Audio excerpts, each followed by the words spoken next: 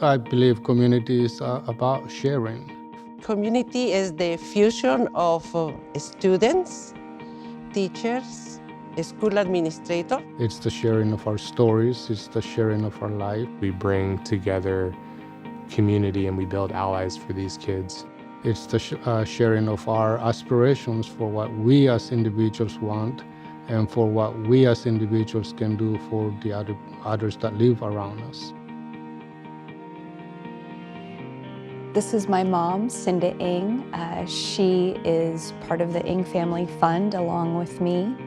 Fred was the most amazing human being I've ever met. He was a musician before he went to medical school. He had a full scholarship in music, and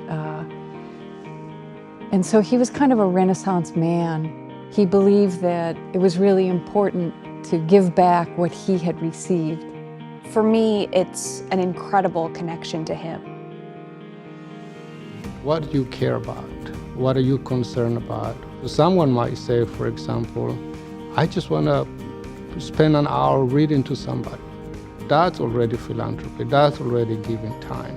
Everybody has an opportunity and ability to be philanthropic. You can start with just giving up your time. One of the most valuable things, in my opinion, that we have is time. Whatever you've got, you need to pay it forward. It's not about changing the entire world. It's changing maybe somebody's world. I'd like to introduce you to Miriam Peterson. She's the family coordinator for Oregon Mesa. She is instrumental in including our families in our program. What we do is we want the parents to be involved in the education of their students. Once they come to a family night, then they're like, what are you doing this again? Yes, and when's now, the next time? Yeah, then they harass us about doing it again. I think one of the most important parts of a community for a middle school student is to have a positive adult role models. I really wanted to work with kids again because that's my background. But I also wanted to work with kids that were treated similar to how I was, and I felt like kids with disabilities are kind of judged based upon their appearance.